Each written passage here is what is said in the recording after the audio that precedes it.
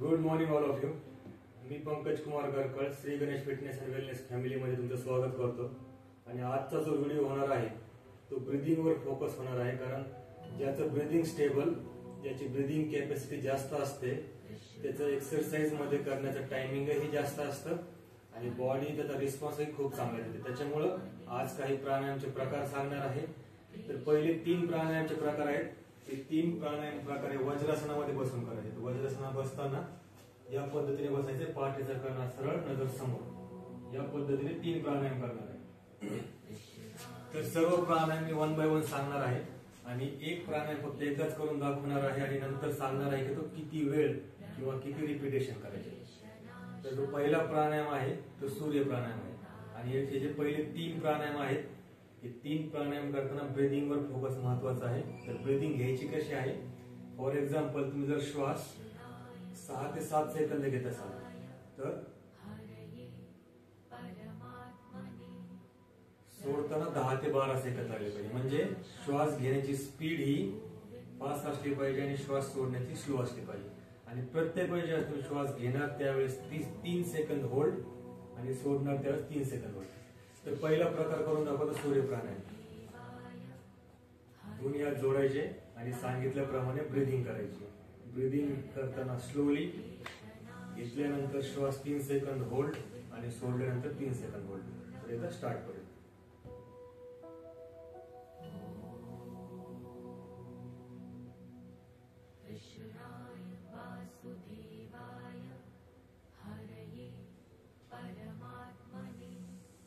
तर हा पहिला प्राणायाम आहे सूर्य प्राणायाम. हा सूर्य प्राणायामचे जो फायदा आहे तो पोटासाठी आहे. तुमच्या इंटेस्टाईनसाठी हे खूप महत्वाचं आहे. कारण हा जो आपण सूर्य प्राणायाम मुद्रेमध्ये जो प्राणायाम करतो तो पूर्ण ऑक्सिजन जास्त प्रमाणामध्ये पोटामध्ये जातो. दुसरा प्राणायाम आहे विष्णू प्राणायाम. विष्णू प्राणायाम मध्ये पहिलं बोट बंद आणि दुसरं बोट जे आहे ते अंगठ्याला लावायचं आणि दोन्ही हात हे शोल्डरच्या जवळ. आणि हा प्राणायाम केल्याच्या नंतरचे फायदे सांगतो. स्टेप सेम आहे. घेताना जर 6-7 सेकंद लागले तर सोडताना 10-12 सेकंद आणि घेतल्यावर आणि सोडल्यावर 3 सेकंद होल्ड करायचं. एकदा करून दाखवा.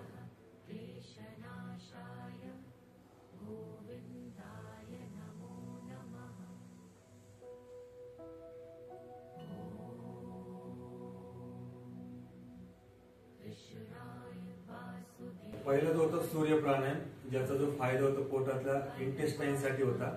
हा दुसरा होता विष्णू प्राणायाम. विष्णू प्राणायामचा फायदा हा फुफ्फुस आणि हार्ट या 2 ऑर्गन साठी आहे. कारण ही जी ब्रीदिंग घेतो आपण विष्णू प्राणायाम मध्ये जास्त प्रमाणामध्ये ह्या 2 ऑर्गन साठी भेटते. तिसरा प्राणायाम करणार आपण महेश प्राणायाम. महेश प्राणायाम एकदा पाहून घ्या. ब्रीदिंगची स्टेप तीच आहे. दोन्ही हात वर करायचे, म्हणजे बॅक साइडला डाऊन करून शोल्डर लावायचे, पूर्ण परत पाठीचा कणा सरळ करायचा. सिंपल. हात जे आहे ते कानाला चालते. सेम पद्धतीने ब्रीदिंग.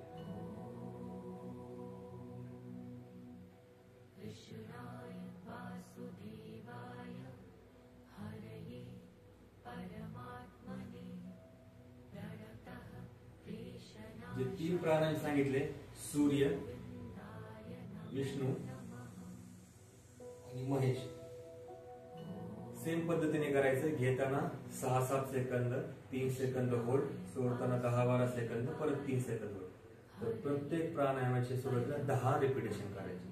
ठीक आहे. तर हे 3 प्राणायाम झाले जे वज्रासनामध्ये करायचे. याच्यानंतर 5 प्राणायाम आहे जे तुम्हाला मांडी घालून करायचे. पहिला जो प्राणायाम आहे तो भस्त्रिका आहे. भस्त्रिका प्राणायाम मध्ये तुम्ही शोल्डर हलवू शकता. त्याच्यामध्ये श्वास घेताना शोल्डर अप, सोडताना बाहेर. आणि श्वास हा नाकानेच घ्यायचा आणि नाकाने सोडायचा. मी स्टेप बाय स्टेप तुम्हाला पहिले स्लो, मीडियम आणि फास्ट करून दाखवतो. तुम्ही तुमच्या कॅपॅसिटी प्रमाणे करायचं.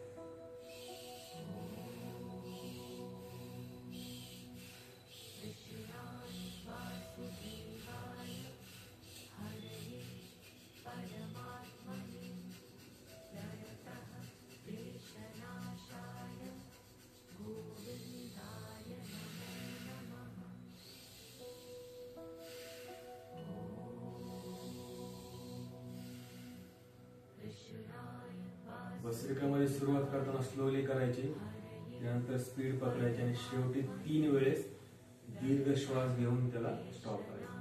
हा झाला भस्त्रिका प्राणायाम. भस्त्रिका प्राणायाम हा तुम्ही 2 ते 3 मिनिटं करू शकता.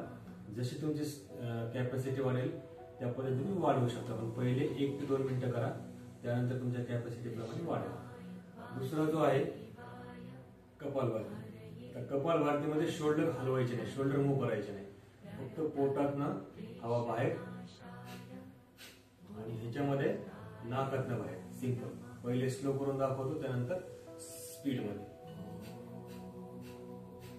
पहिले 1 सेकंद 1 स्ट्रोक.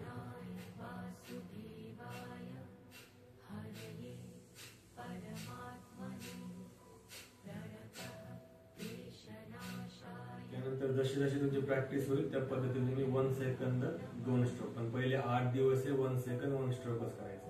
आता 1 सेकंद 2 स्ट्रोक करून दाखव.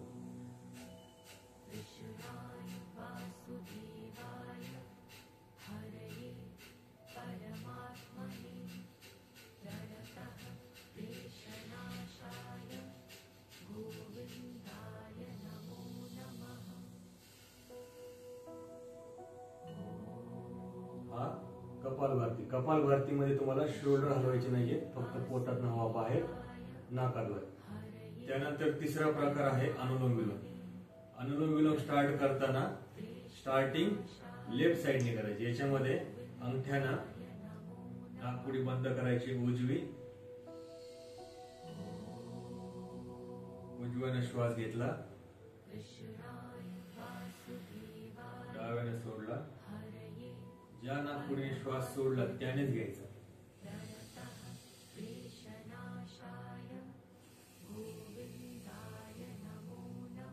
सिंपल.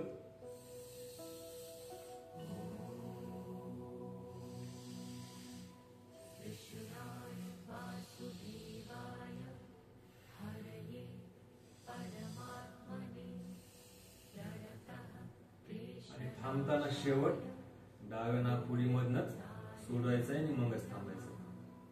त्यानंतर चौथा आहे भ्रामरी.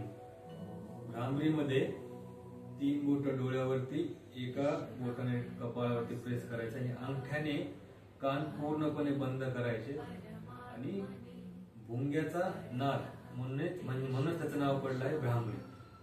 दीर्घ श्वास घेऊन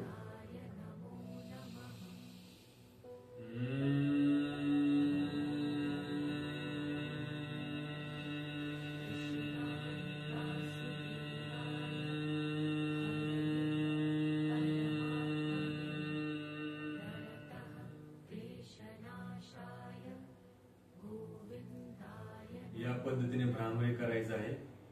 अंगठ्याने कान पूर्णपणे बंद, म्हणजे ते व्हायब्रेशन तुम्हाला फील होते. त्यानंतर 5वा सोपा सिंपल ओम. ओमकार म्हणताना 80% ओम आणि शेवटी 20% या पद्धतीने म्हणायचंय किंवा करायचंय प्राणायाम. तुम्हाला एकदा एक ओमकार करून दाखवतो. दीर्घ श्वास.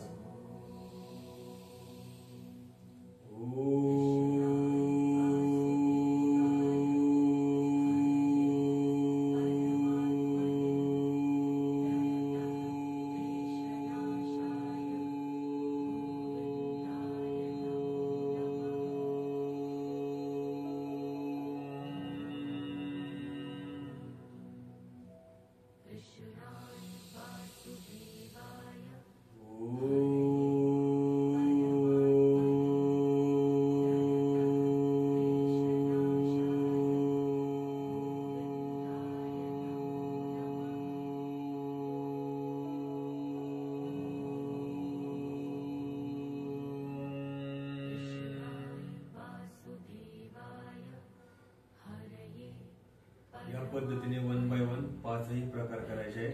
पहिला जो आहे भस्त्रिका. भस्त्रिकामध्ये शोल्डर मूव्ह करू शकता आणि नाकाने श्वास घ्यायचा आणि सोडायचा आहे. त्याच्यामुळे अप्पर बॉडी म्हणजे चेस्ट मूव्ह करत असताना तुमचे लंग्स आणि हार्ट दोन्हीची पण कॅपॅसिटी चेक केली जाते. दुसरा आहे कपालभाती. कपालभातीमध्ये तुमचे जे इंटेस्टाईन आहे, पोट आहे, त्याच्यावरती वर्किंग होतं. तिसरं जे आहे अनुलोम विलोम. अनुलोम विलोम हे तुमचे ब्रेन आणि नर्वस सिस्टीमला स्टेबल करण्यासाठी मदत करतं. सेम जे आहे ते भ्रामरीमध्ये पण ज्याला रात्री झोप येत नाही, डोकेदुखीचा त्रास आहे, मायग्रेनचा त्रास आहे, त्यांच्यासाठी संध्याकाळी झोपण्यापूर्वी जर 10 वेळेस भ्रामरी केलं तर फायदेशीर आहे. आणि सर्वात शेवटी ओम. ओम जेवढे सेकंद तुम्ही म्हणू शकता तेवढी तुमची ब्रिदिंग कॅपॅसिटी आहे. ज्याची ब्रिदिंग कॅपॅसिटी कमी तो कमी सेकंद मध्ये, ज्याची जास्त तो जास्त सेकंद. या पद्धतीने व्यायाम करत असताना श्वासावर कंट्रोल खूप गरजेचा आहे. हा व्हिडिओ पहा. 1 बाय 1 कुठले आहेत. पहिले 3 जे वज्रासनामध्ये बसून करायचे, सूर्य प्राणायाम, विष्णू प्राणायाम आणि महेश प्राणायाम. ते झाल्याच्या नंतर भस्त्रिका, कपालभाती, अनुलोम विलोम, भ्रामरी आणि ओम. या पद्धतीने तुम्हाला स्टार्टिंगला एक 20 मिनिट लागू शकतात. पण एक लक्षात घ्या, पहिले 3 प्रकारचे 10 रिपिटेशन, त्यानंतर भस्त्रिका 1 ते 2 मिनिटं सुरुवातीला, त्यानंतर कपालभाती 3 ते 4 मिनिटं, अनुलोम विलोम 4 ते 5 मिनिटं आणि 5 वेळेस भस्त्रिका आणि 5 वेळेस ओम. जशी तुमची प्रॅक्टिस वाढेल त्या पद्धतीने तुमचे रिपिटेशन वाढवा किंवा टायमिंग वाढवा आणि ब्रीदिंग कॅपॅसिटी वाढवा. कारण ज्यावेळेस आपण अनस्टेबल होतो, आपल्यावर स्ट्रेस येतो, आपल्यावर ताणतणाव येतो, तेव्हा सगळ्यात पहिले जे बिघडतं ते आपलं ब्रीदिंग बिघडतं. आणि ब्रीदिंग वरती काय म्हणतात त्याला, ब्रीदिंग वरती जर तुमचं कंट्रोल नसेल तर तुमचं बॉडीवरती कधीच कंट्रोल येणार नाही. त्याच्यामुळे दररोज एक्सरसाइज 1 तास आपण करतोय, warm up, cardio exercise, warm down. परंतु आठवड्यातून 3 दिवस तरी तुम्ही या पद्धतीने प्राणायामला द्या आणि बना हेल्दी आणि हॅपी. येस.